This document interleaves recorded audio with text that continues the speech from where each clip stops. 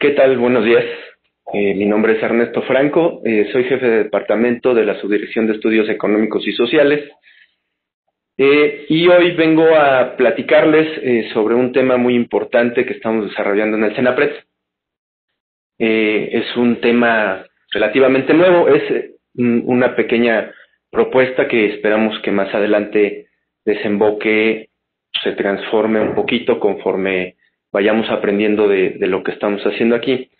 Es un modelo que nosotros hemos llamado grado de susceptibilidad a fenómenos socioorganizativos. Como ustedes saben, siempre es muy importante que nosotros estemos en todo el ámbito en el que estamos inmersos, siempre tenemos la necesidad de evaluar las cosas que hacemos, de alguna forma, ¿no? Para saber si lo que estamos haciendo funciona, no funciona, si debemos cambiar las estrategias o tomar alguna decisión dando golpe de timón completamente a lo que se está haciendo para cambiar por algo más que nos permita avanzar en la consecución de ciertos objetivos y metas que tenemos nosotros planteadas, ¿no? En esta ocasión nosotros en el Senapred no teníamos un modelo como tal, es un modelo econométrico propiamente, que es una combinación de un modelo matemático y estadístico, que nos hable o nos diga de manera cuantitativa algo sobre los fenómenos socioorganizativos y que después nos permita eso traducirlo para poder entonces elaborar estrategias para combatirlos, ¿no?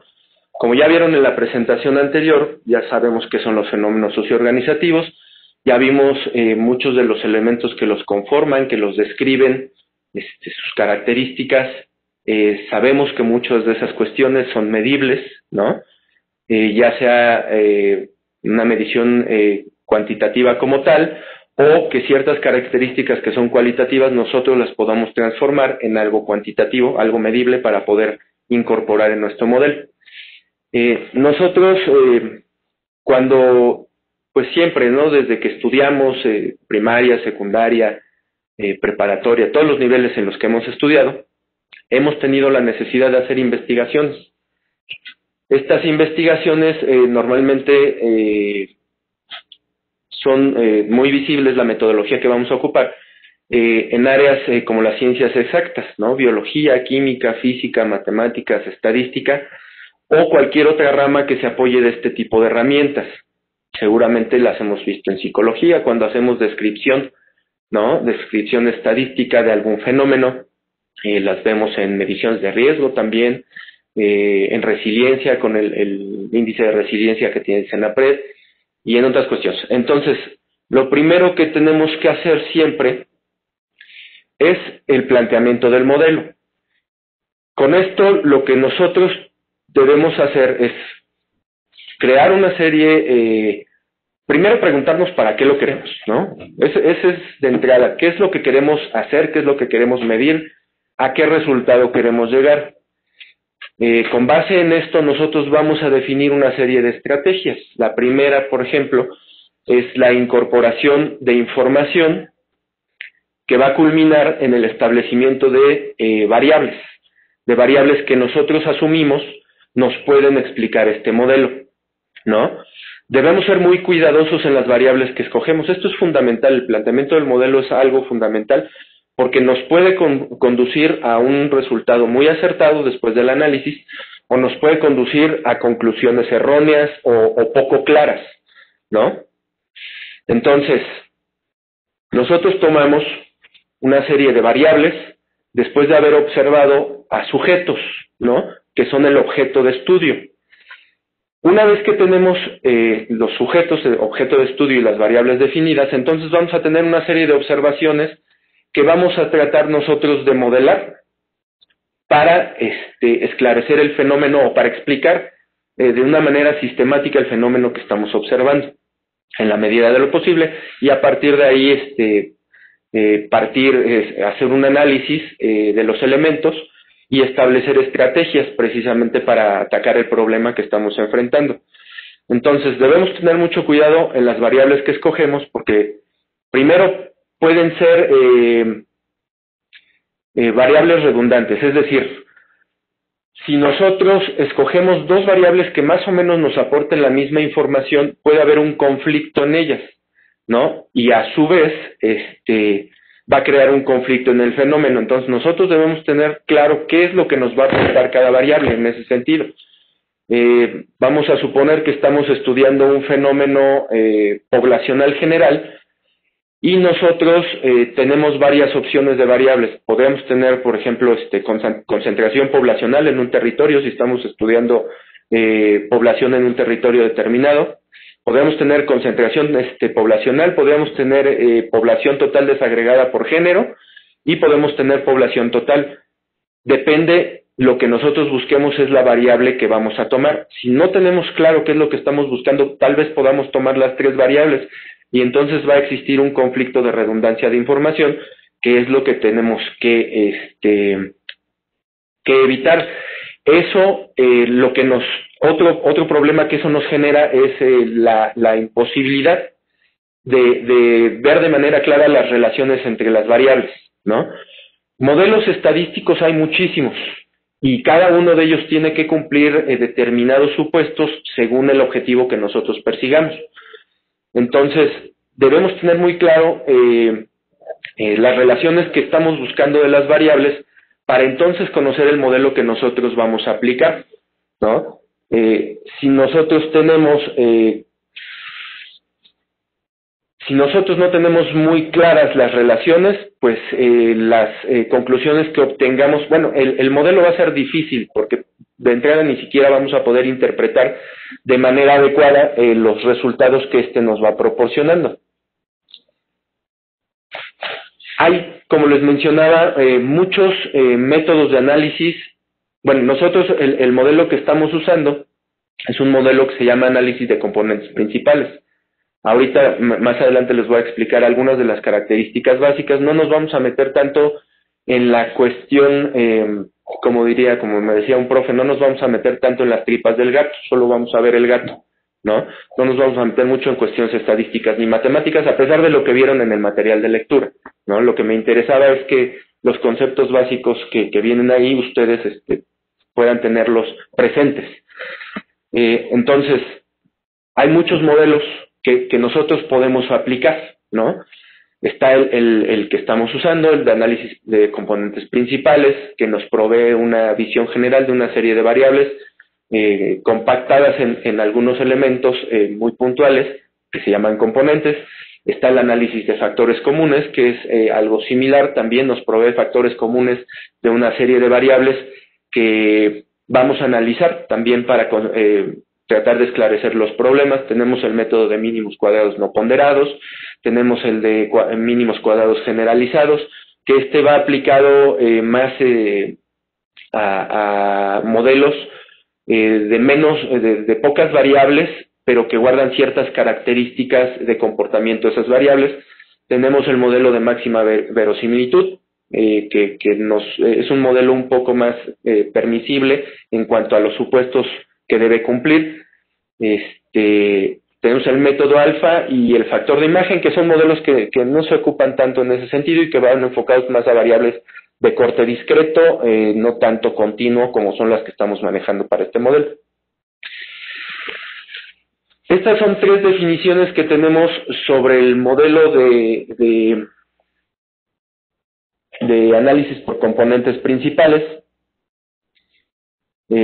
Tenemos, si se fijan ustedes, están resaltadas como las palabras claves que más o menos son las mismas, ¿no? La primera definición, método estadístico, que pretende simplificar la complejidad de un espacio muestral, que son todas las observaciones que tenemos, que tiene muchas dimensiones porque está compuesto por muchas variables y por muchos sujetos, y que lo que trata de hacer es compactarlo, por llamarle de esa manera, conservando la mayor cantidad de información posible. Es decir, que esos elementos que vamos a derivar después de la aplicación del modelo van a seguir conservando toda la información y características de las variables que les dieron origen a estos componentes.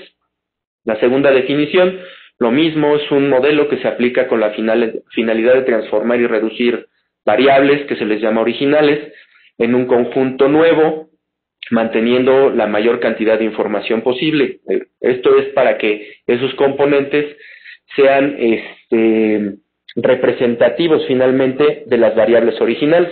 La última definición habla del condensamiento de la información proporcionada por un número de individuos,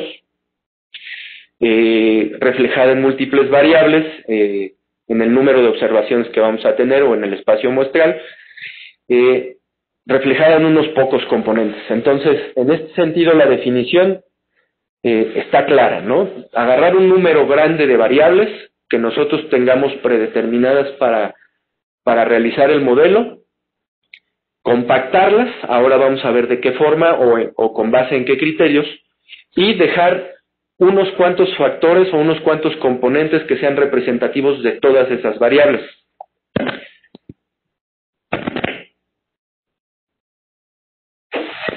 ¿Qué características debe tener un modelo de análisis de componentes principales?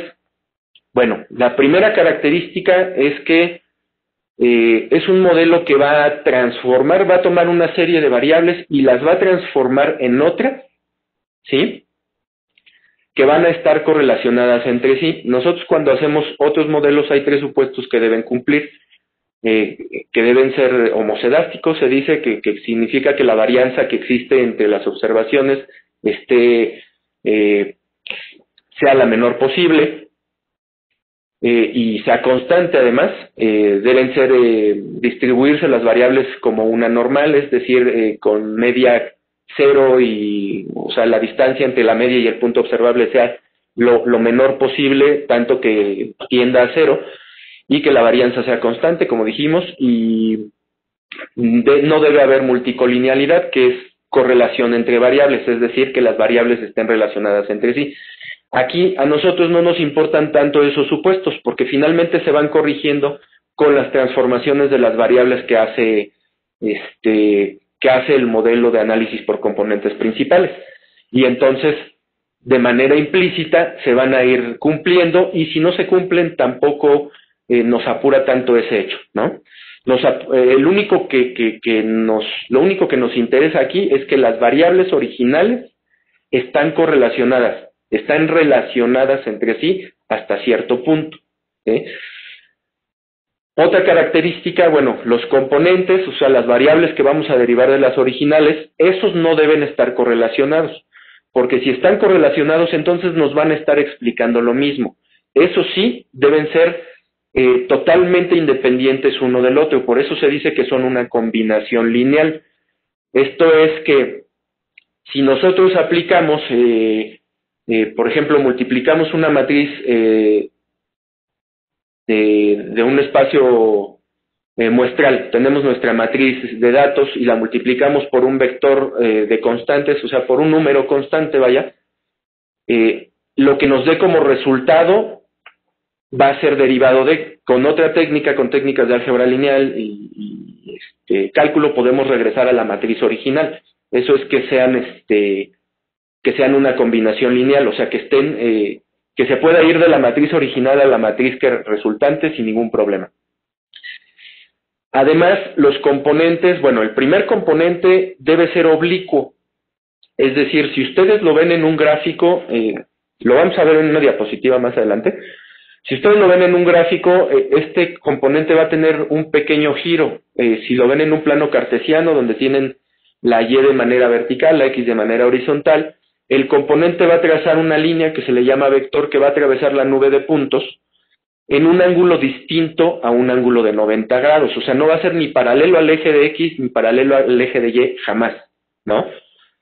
Y ortogonal implica, esa propiedad la deben cumplir el segundo, tercer y los demás componentes que se generen, implica que va a ser perpendicular al primer componente que nosotros obtengamos, a su primera línea. Entonces, si son perpendiculares, eso lo que nos va a indicar es que no hay correlación entre ellos, y que además los segundos, terceros, cuartos componentes que nosotros hacemos están captando la varianza que no capta el primer componente. Y es importante porque la varianza es lo que nos va a dar la explicación de los elementos. Como lo vemos abajo en el orden, bueno, pues hay un orden. El primer componente tiene tales características, es oblicuo, es el que capta la mayor varianza, y los que sigan después captan la varianza residual, que es lo que les decía. Puede haber uno, puede haber dos, puede haber tres, etcétera, ¿no? La idea es que sean pocos. Puede haber tantos componentes como variables incluyamos nosotros en el modelo. Pero como indica el siguiente punto, pues el objeto es que nosotros tengamos la menor cantidad de variables reflejadas, tengamos la menor cantidad de componentes posibles que a su vez capten la mayor cantidad de variables posibles. Por eso el número de componentes representado por M siempre va a ser, o es lo deseable, que sea menor o cuando mucho igual al número de variables representado por C.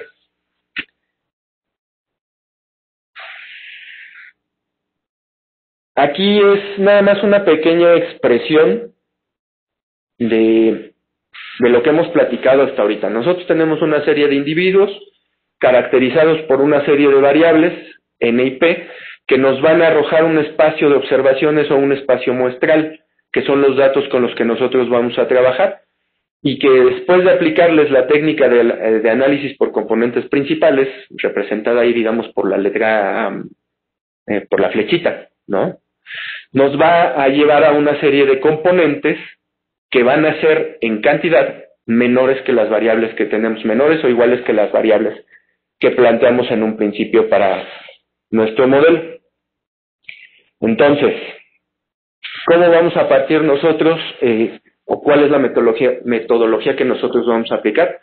Pues primero el planteamiento del modelo. Nosotros lo que estamos diciendo o lo que queremos determinar es la susceptibilidad de cada espacio, en este caso los municipios de los diferentes estados del país, a padecer o a sufrir fenómenos socioorganizativos. Ojo, esto no implica que sean desastres como tal. Esto lo único que implica es que en ciertos territorios puede haber más o menos concentraciones de personas, más o menos accidentes donde se vean involucrados transportes donde vaya mucha gente, como transportes públicos, transporte de personal, otras cuestiones. Que haya más o menos alarmas por actos de sabotaje, vandalismo, todo este tipo de cuestiones. No nos va a decir si va a haber más accidentes como tal, nada más dónde se llevan a cabo más este tipo de fenómenos, con la finalidad de nosotros establecer estrategias preventivas para evitar que este tipo de fenómenos deriven en desastres posteriores, ¿no? ¿Qué sería en ese caso? Vamos a poner un ejemplo, no sé, en algunos estados la variable de los negocios, ahorita vamos a ver todas las variables que ocupamos y cómo se fueron descartando. La variable de los negocios juega un papel muy importante. ¿Por qué? Porque son puntos de concentración de población. No es que suceda un accidente, pero son puntos de concentración. Entonces ahí esa variable es importante. En otros lados no lo es, ¿no? Nosotros, como les mencionaba en un principio, este es un acercamiento, este es un modelo de acercamiento para hacer después un indicador como tal, que nos arroje un número, algo que podamos analizar después de manera cualitativa, pero que tenga un número reflejado en sí, y eso nos lleve a la determinación de estrategias, ¿sí? Ahorita nosotros solo vamos a dar un análisis de un criterio cualitativo, para decir en dónde hay más, menos, más o menos, etcétera, posibilidades de que surjan estos fenómenos. Bueno, después de hacer el planteamiento del problema, la selección de las variables y una matriz de correlaciones que tenemos que elaborar entre las diferentes variables, bueno, este es el segundo punto, la elaboración de la matriz de correlaciones. A esta matriz de correlaciones, una vez que cumpla con los parámetros establecidos, que ahora vamos a mencionar, se le va a aplicar primero una prueba, que se llama prueba de Bartlett y Kaiser-Meyer-Olkin, que se abrevia KMO, que nos va a decir si esa matriz de correlaciones que nosotros ya obtuvimos y que cumple parámetros establecidos, que vamos a ver, si esa matriz es adecuada para realizar o no un análisis por componentes principales. Vamos a ver también cuáles son los criterios que deben que debe pasar la matriz, o que establece la prueba, pues, para poder llevar a cabo el modelo. El tercer punto es la determinación del método. Bueno, eso ya lo tenemos nosotros establecido, es un modelo de análisis por componentes principales. Nos fuimos por este modelo porque nos parece que es un modelo no tan restrictivo, es un modelo muy manejable y que arroja resultados muy fáciles de analizar para poder entonces establecer ciertas conclusiones. Tenemos como cuarto punto la determinación del número de factores. También es mediante una técnica que se da por, bueno, hay varios criterios. Uno de ellos o dos de ellos son los valores propios, gráfico de sedimentación. Hay otro que es sobre la experiencia del investigador y las necesidades que tenga del fenómeno. Ese lo vamos a ver, son 4, ahorita se los voy a explicar, no es necesario ahondar en ellos. Vamos a aplicar una técnica de rotación de los factores que nos va a permitir tener más claridad en el peso de cada uno de los factores que nosotros hayamos seleccionado para representar el modelo. Eso es si ustedes lo ven gráficamente, digamos que estamos haciendo un giro de los X, un giro, perdón, de los ejes, para poder captar la mayor varianza posible y distribuirla entre los diferentes componentes. Ahorita lo vamos a ver, aunque creo que ya esa explicación es clara, pero lo vamos a ver. La siguiente es la interpretación de los factores, o sea, lo que obtuvimos, ¿qué nos quiere decir? ¿Para qué nos sirve? ¿No? ¿Cómo está relacionado con las variables? Y también con los territorios analizados, eso también lo vamos a ver. La selección de los valores para la elaboración del mapa que nosotros hicimos, que es una estratificación, ¿no? Los valores se llenan,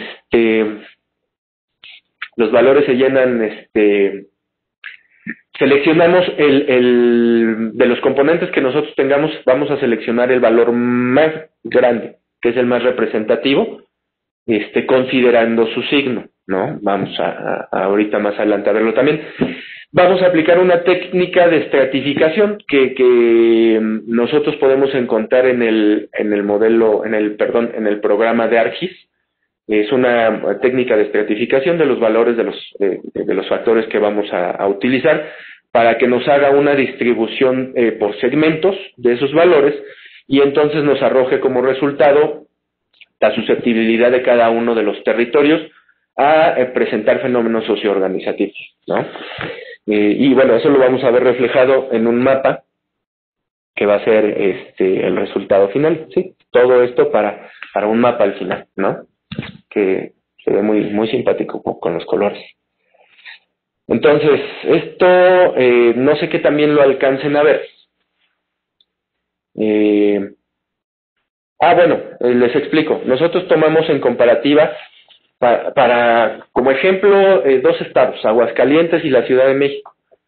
La razón es ninguna. O sea, me gustaron esos dos, los tomé y los puse para compararlos. No hay alguna razón de fondo por la cual me haya interesado comparar Aguascalientes con la Ciudad de México. Pude haber comparado Nuevo León con Zacatecas, o Chiapas con Oaxaca, o las Baja California, lo que sea, ¿no? No hay una razón fundamental por la cual haya hecho esto, ¿no? Entonces, nosotros, ¿qué tenemos ahí? Tenemos nuestro espacio muestral, tenemos una serie de variables arriba, son, si no me falla la memoria, son 22 variables. Los sujetos de estudio van a ser cada uno de los municipios que van a conformar la entidad analizada. Esa me parece que es la Ciudad de México. No, perdón, ese es Aguascalientes, ahí estoy viendo los municipios.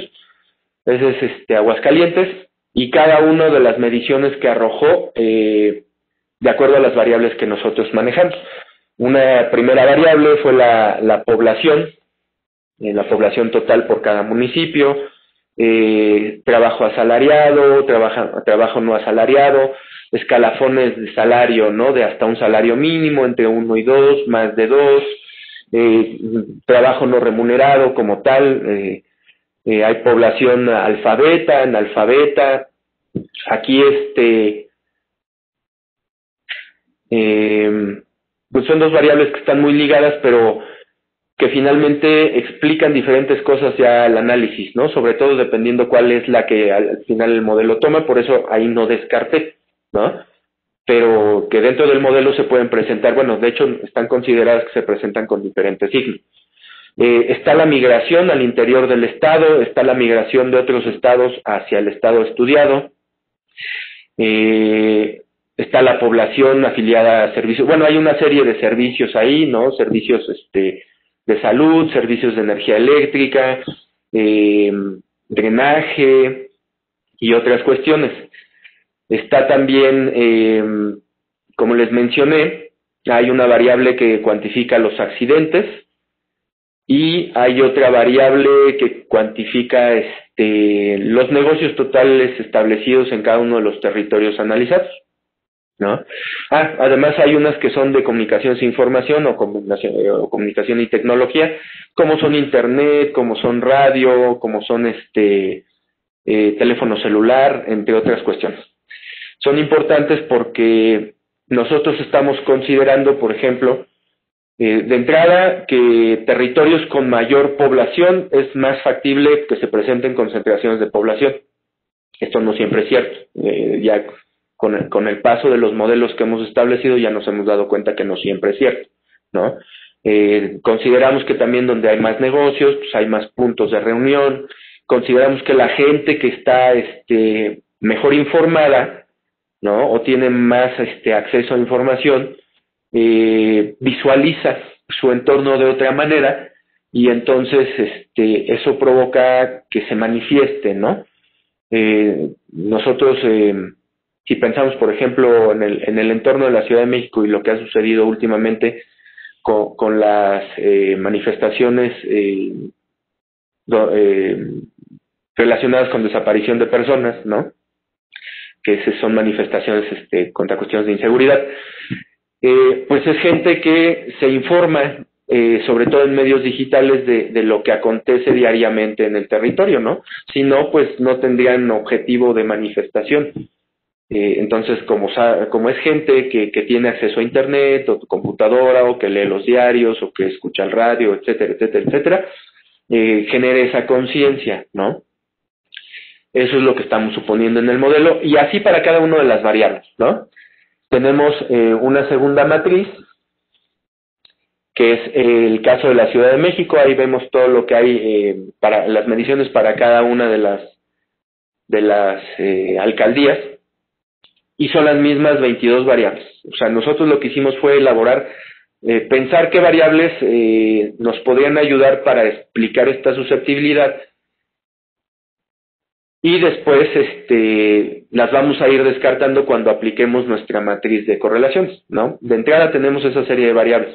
Como les dije, es un primer acercamiento, estamos aprendiendo de este modelo, ya tenemos algunas cosas claras de lo que necesitamos, más variables, otro tipo de variables, medición de las variables de otra manera, también la temporalidad con la que se miden las variables. Esa va a ser una labor bastante importante, bastante complicada, porque no todas las variables que estamos pensando para elaborar lo que sí sería un índice, no todas están disponibles y no todas se cuantifican en los territorios. Entonces, en algunos casos podremos hacer generalizaciones, como es este modelo. En algunos otros casos, cuando lo consideremos pertinente y encontremos la información, esté la información completa disponible, haremos modelos muy a la medida para elaborar el índice de fenómenos socioorganizativos, que es la posterior tarea que vamos a tener una vez establecidos estos modelos de susceptibilidad. En la siguiente diapositiva vemos ya lo que son las matrices de correlaciones. Lo que hicimos nosotros fue aplicar una técnica de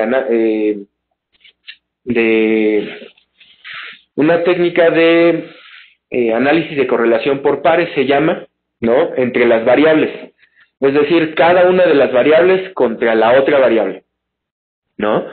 Tenemos, por ejemplo, las variables que vienen acompañadas, cada una de las observaciones viene acompañada por dos números, exceptuando las que son 1, porque pues obviamente es la misma variable contra sí misma, entonces está completamente relacionada. O sea, población contra población, el coeficiente de correlación va a ser 1 porque pues es la misma variable, ¿no? Y de ahí para abajo. Nosotros vemos, por ejemplo, en el caso de la siguiente medición, ¿no? Que es trabajo asalariado, como el valor del coeficiente de correlación, que es el primero, el que aparece al nivel de la variable, viene acompañado por un valor abajo. Ese valor abajo es un nivel de significancia o una probabilidad o un p-value que se le llama. Tiene diferentes nombres, ¿no? El que está en la celda vacía. Entonces, los criterios que que nuestra matriz de correlaciones debe cumplir para que esa variable, para que podamos aceptar esa variable dentro del modelo de análisis por componentes principales, es que el coeficiente de correlación debe ser en términos absolutos mayor a 0.3 y que la probabilidad, el valor que lo acompaña abajo, tiene que ser menor a 0.05, lo que nos va a decir que es una variable significativa. Hay modelos que funcionan al revés, que el valor de la probabilidad debe ser superior a 0.05. En este caso tiene que ser menor, ¿no? Porque si es mayor a 0.05, nos dice que esa variable no es representativa. Esa correlación que se da entre esas dos variables no es representativa. Entonces, en este caso, la correlación entre la población total y el trabajo asalariado, vemos que cumple el primer criterio, o sea, un coeficiente de correlación superior a 0.3. Pasa ahí, pero cuando vemos la probabilidad, entonces nos damos cuenta que excede el criterio que hemos establecido, porque es 0.17, es mayor a 0.05 evidentemente. Entonces, ¿qué decimos con eso? Que la correlación entre esas dos variables no es significativa, ¿no? Y así nos vamos analizando cada uno de los elementos que conforman el espacio muestral, cada una de las variables. ¿Por qué la matriz tiene esta forma y hay espacios vacíos arriba? Porque arriba van a encontrar exactamente los mismos valores que están abajo. Es una de las características de las matrices de correlaciones. La diagonal principal siempre va a ser unos y todos los elementos de abajo van a ser las correlaciones entre variables y lo que está por arriba es exactamente los mismos elementos de abajo porque pues son las mediciones de las variables finalmente que tenemos abajo también, ¿no? Entonces, hicimos este trabajo, testeamos este trabajo o depuramos esta matriz de correlaciones para cada una de las dos entidades analizadas. Esta es la matriz de Aguascalientes. La siguiente matriz es la matriz de la Ciudad de México. Hicimos lo mismo, establecimos la técnica de análisis de correlación por pares, vimos cuáles coeficientes de correlación cumplen el criterio de ser mayores a 0.3 y con una probabilidad menor a 0.05. Los que no lo cumplieron los descartamos y fuimos limpiando la matriz hasta que nos quedamos con lo que buscábamos, ¿no? Las siguientes matrices ya nos muestran este análisis de correlación depurado. Si ustedes ven la siguiente matriz, aquí ya nos quedamos con las variables que cumplieron los dos criterios que nosotros establecimos, que son coeficientes de correlación superiores a 0.3 y probabilidades menores a 0.05. Esto es que tenemos puras variables que están muy relacionadas entre sí. El número entre más cercano a 1 indica que se relacionan con mayor fuerza las variables.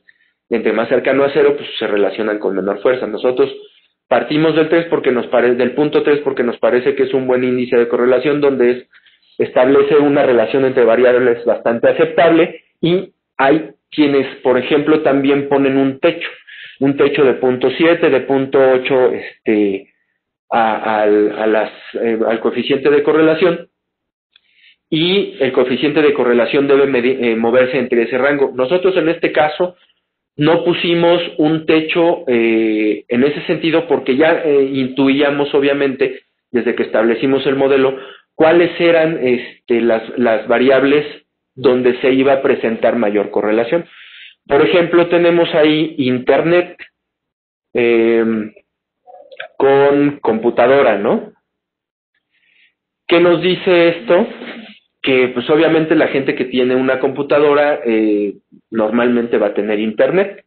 Entonces nosotros ya sabíamos que ese tipo de relaciones se iban a presentar y decidimos mantenerlo porque finalmente a nosotros nos funciona porque nos refuerza la explicación, ¿no? Si ustedes ven las variables que presentamos en el primer espacio, en el primer cuadro de variables y que presentamos ahora en este segundo espacio muestral, en esta matriz de correlaciones que ya cumplió con los criterios que vienen abajo, ¿no? Ahí están señalados.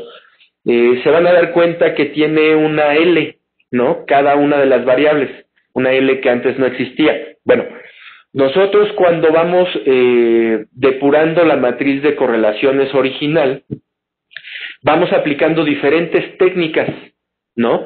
Que nos van a permitir transformar las variables para que se adecúen a los parámetros que nosotros establecimos.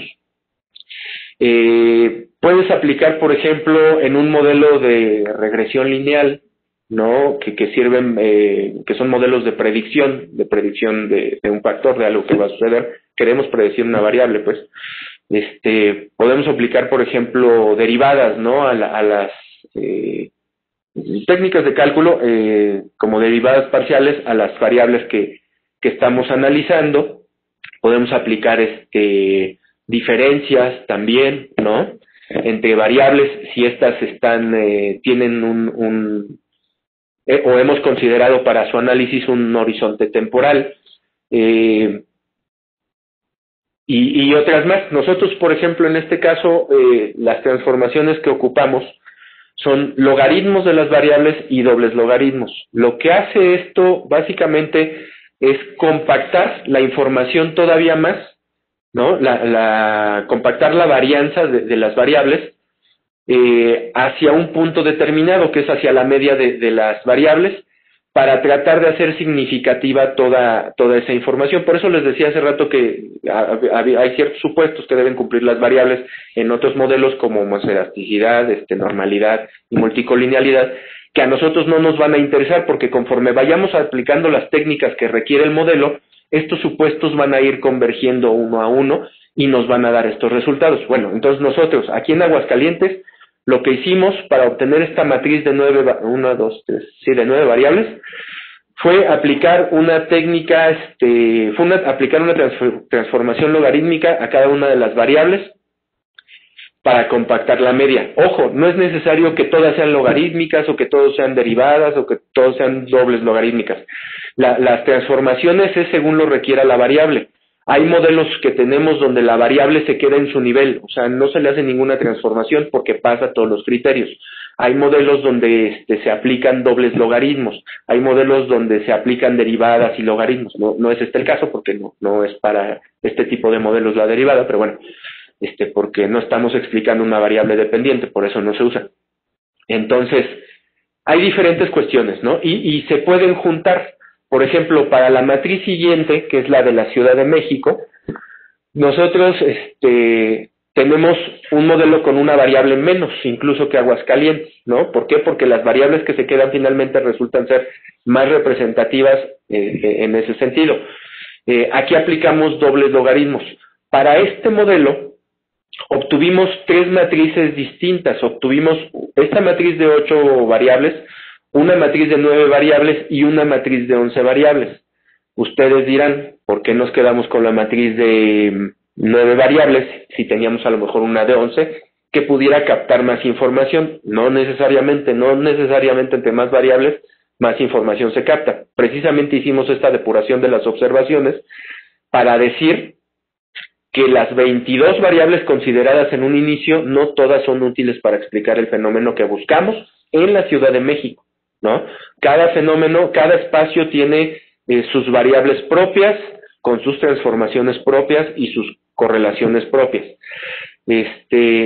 Bueno, los otros modelos, el de 11 variables era una combinación de las variables en niveles, es decir, como se presentaron originalmente, como nosotros las captamos, con una o dos variables dobles logarítmicas y el resto logarítmicas.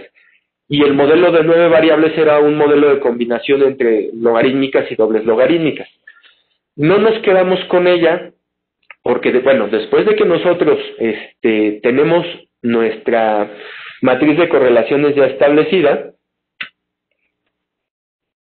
tenemos que aplicarle, como mencionábamos en un inicio, una prueba.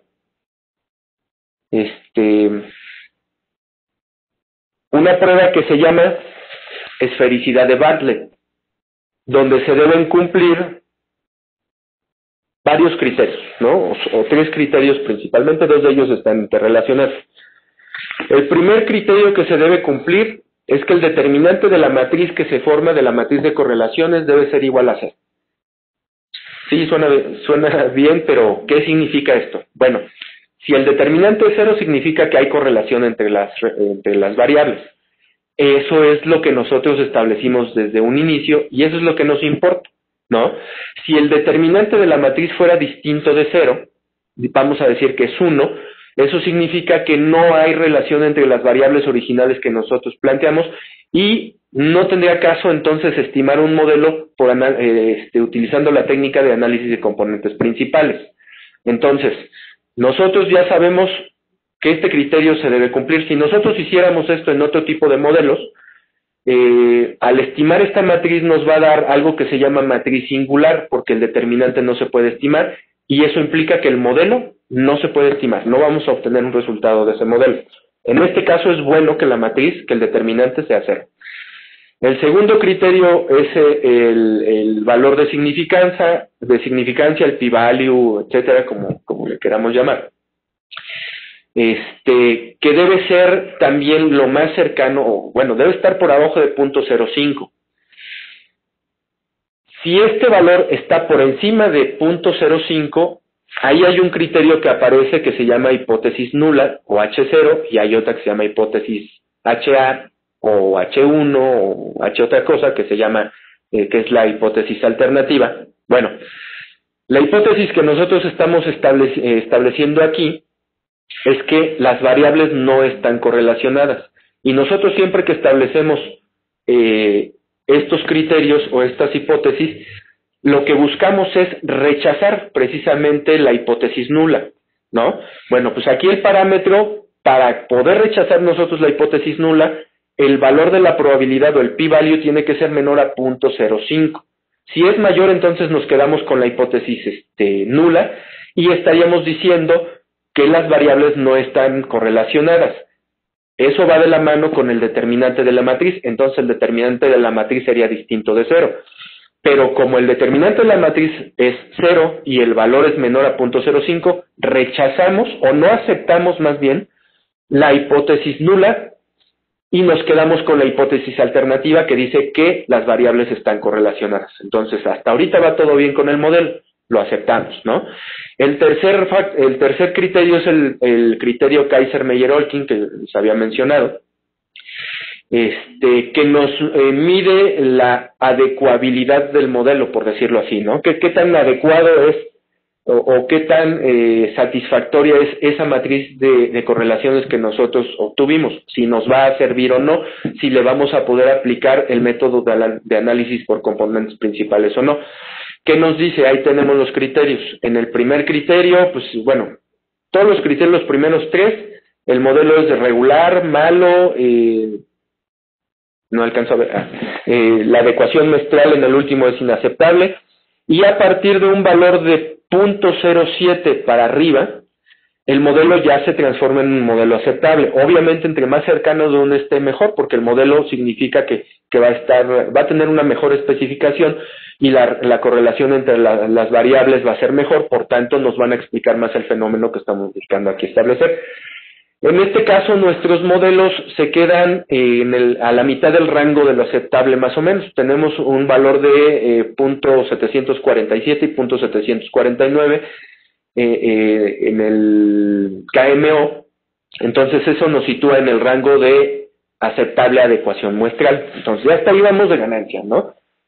Tenemos una matriz de correlaciones que ya depuramos a través de una serie de transformaciones de las variables que ya obtuvimos, donde ya nos arrojó que todos los valores de las correlaciones son superiores a 0.3 y todos los valores de las probabilidades son menores a 0.05, lo que hace que nuestras variables sean significativas y estén correlacionadas. Ya pasamos la prueba que nos interesa, que es la prueba de esfericidad, con un determinante en la matriz 0, con un valor de la probabilidad menor a 0.05 y con una medida de KMO igual o superior a 0.7. O sea, después de todo esto, lo que concluimos es que podemos seguir adelante y entonces podemos a esa matriz que obtuvimos, ya depurada, aplicarle el método de análisis por componentes principales.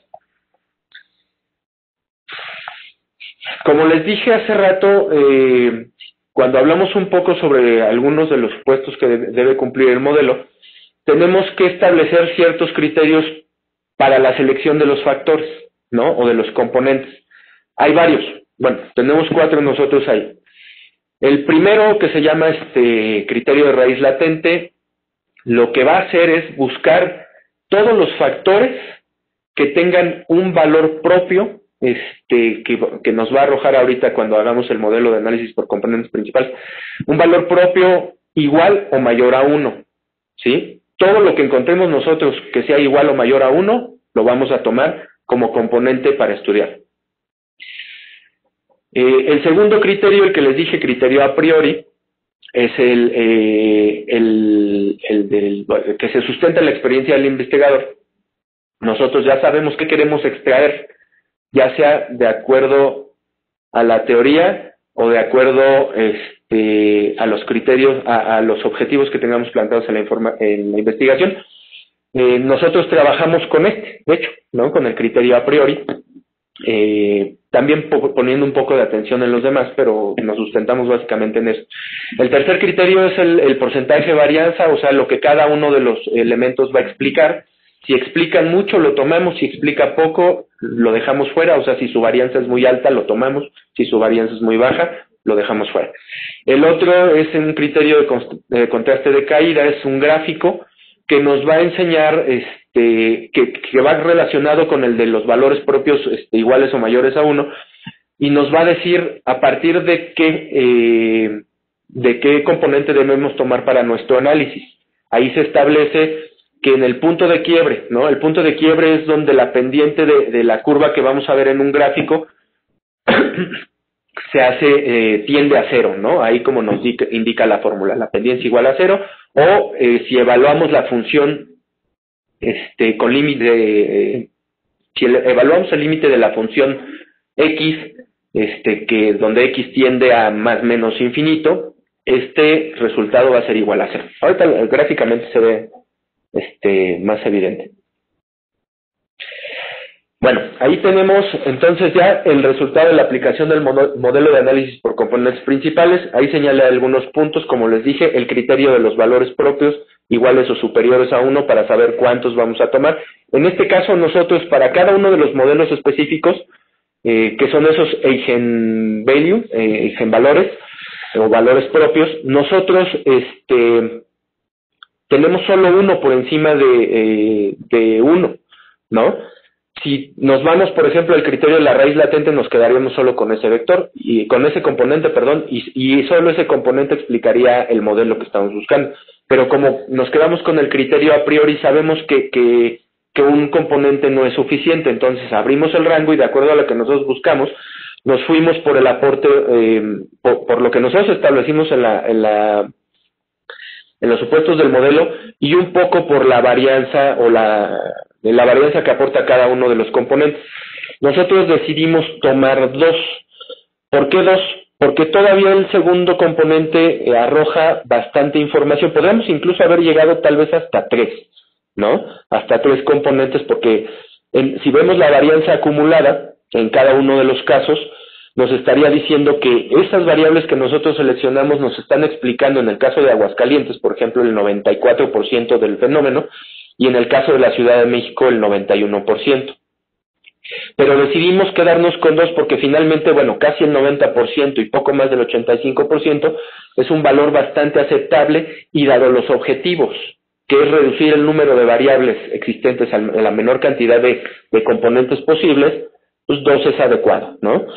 Abajo son los vectores propios, que van muy relacionados con con el valor propio, que son vectores de valores que nos van a arrojar ahí ciertos parámetros, y bueno, digamos que la varianza que no está explicada, lo que está ahí en ceros, esto es normal porque si se fijan tenemos 9 componentes en el caso de Aguascalientes, 8 en el caso de la Ciudad de México, que son el número de variables que están planteadas en el fenómeno, por eso es 0, no puede ser distinto, ¿no?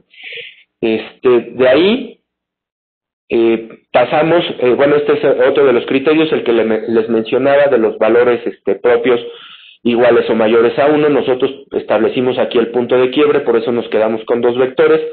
Si hubiéramos tomado 3, aquí, bueno, si hubiéramos tomado este método, el método gráfico para seleccionar cuántos componentes, tal vez podríamos habernos ido hasta el cuarto componente, porque los puntos de quiebre hay uno aquí y todavía hay otro muy visible en el cuarto componente, y después la recta, bueno, la curva se hace asíntota al eje de los X, es decir, se va acercando a 0, ¿no?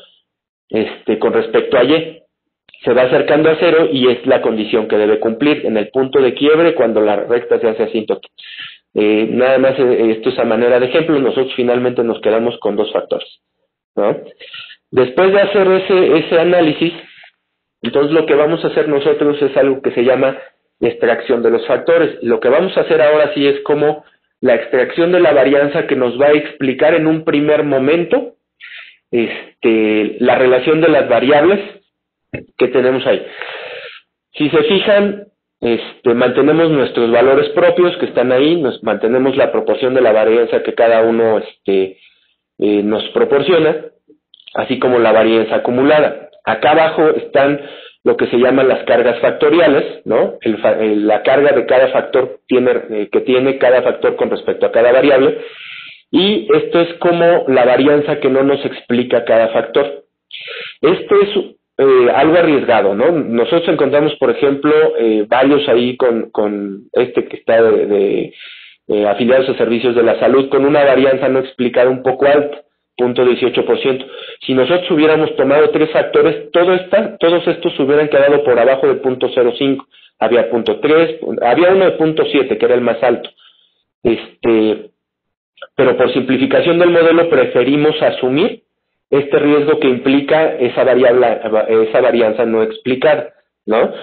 Pero además nos confirma lo que mencionábamos hace un rato, que el primer factor es un factor oblicuo, ¿no? Así es como se va a distribuir el vector de ese factor, ¿no? Va a ir en un ángulo distinto al ángulo recto.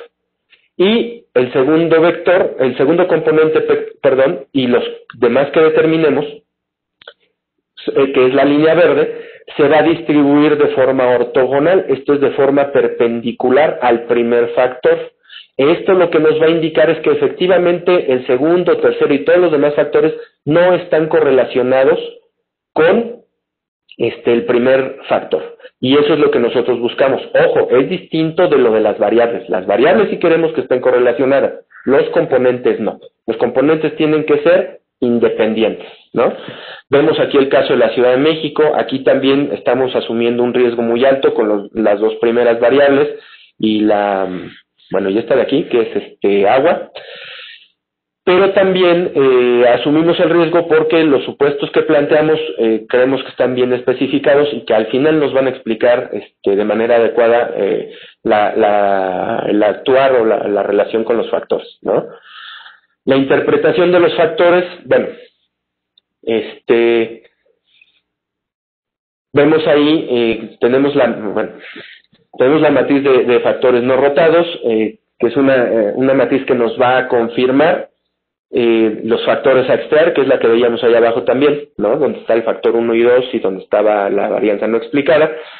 Contiene correlaciones de las variables con el factor. Como lo decíamos, el primer factor siempre es el mejor porque es el que más varianza capta, o sea, es el que más explica el fenómeno. El segundo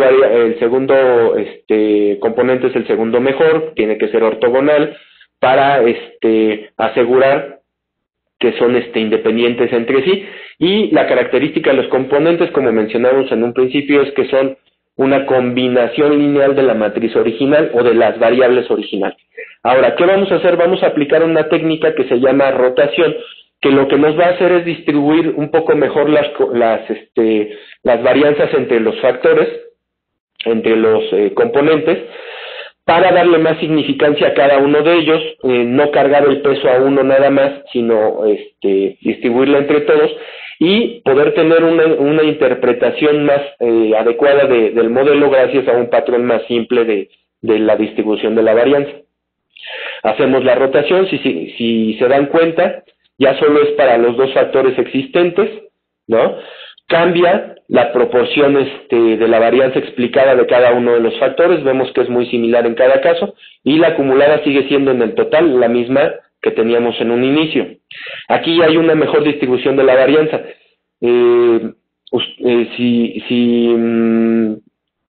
Bueno, ya verán cuando les pasemos la presentación, este valor aquí de la población total era 0.90 y tantos. Bueno, pues ya se distribuyó un poco más hacia el segundo factor, baja. Sin embargo, el factor 1 tiene más peso en la cuestión poblacional, ¿no? Eso es lo que estamos viendo, y así podemos ir analizando para cada uno de los factores. El valor que nos interesa es el valor absoluto. En este momento no hacemos caso de los signos.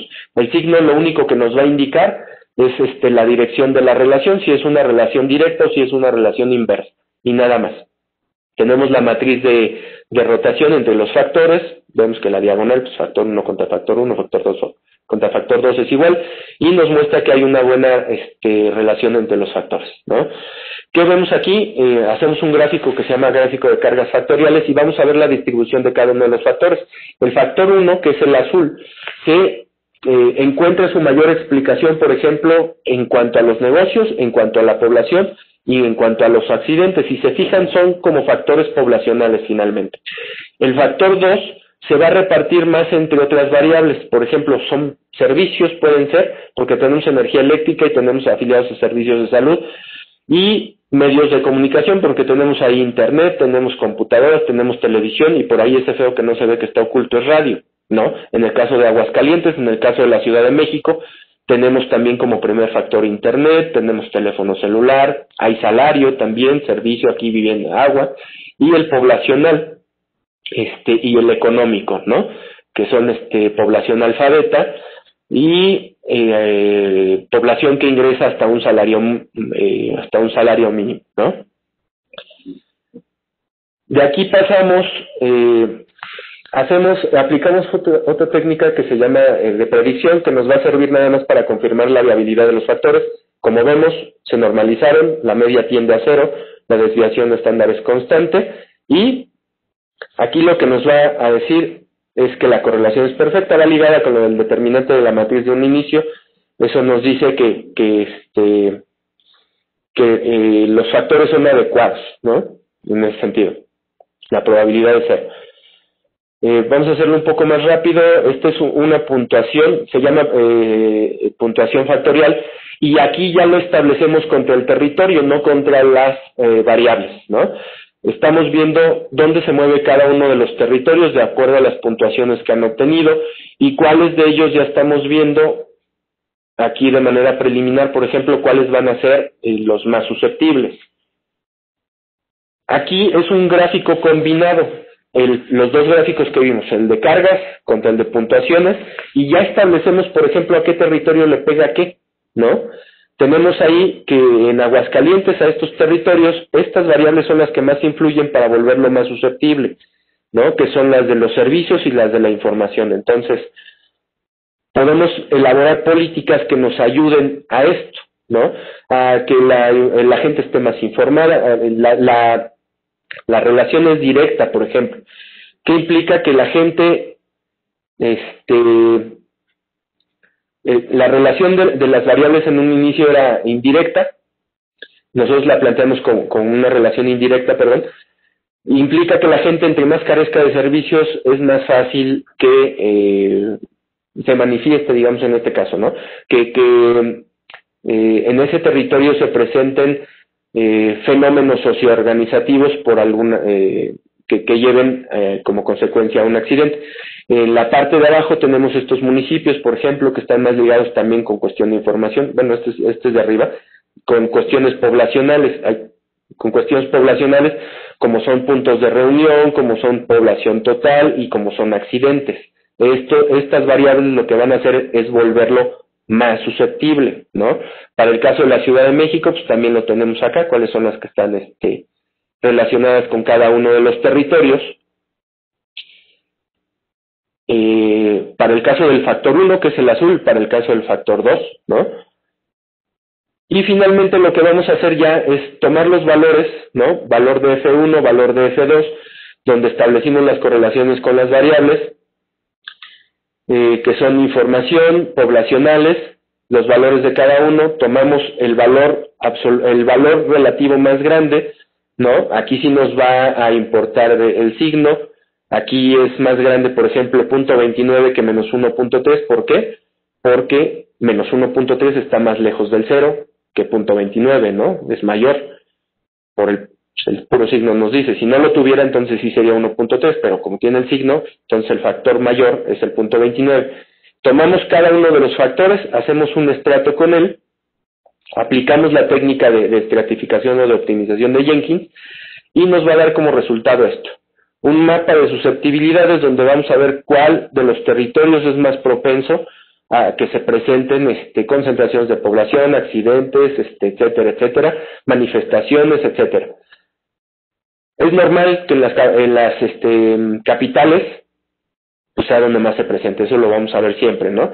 Hay municipios, los verdes, donde la susceptibilidad es baja o muy baja, y otros medios, entonces los rojos nos van a decir dónde debemos aplicar políticas o tomar previsiones, precauciones para disminuir esa susceptibilidad que tenemos, ¿no? En el caso de la Ciudad de México, bueno, pues Cuauhtémoc, hay un montón de marchas en Cuauhtémoc, Benito Juárez, ¿no? Tiro por viaje ahí en lo que era Zagarpa, estaba Coyoacán, puede ser, por ejemplo, por la cantidad de negocios, ahí lo vimos en los combinados, ¿no? Aquí podemos establecer, ¿no?